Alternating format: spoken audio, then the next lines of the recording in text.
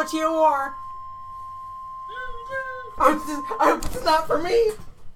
The National Weather Service in Sterling Oh no! has issued a tornado warning for northeastern Prince George's County in central Maryland, central Anne Arundel No! in central Maryland until 5:15 p.m. Oh, no. At 4:34 p.m. A severe thunderstorm capable of producing a tornado was near Bowie and was moving east at 30 miles per hour.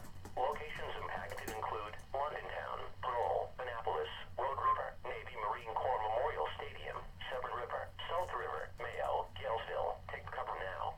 Move to an interior room on the lowest floor of a sturdy building and avoid windows. If outdoors or in a mobile home or vehicle, move to the closest substantial shelter and protect yourself from flying debris. Motorists should not take shelter under highway overpasses.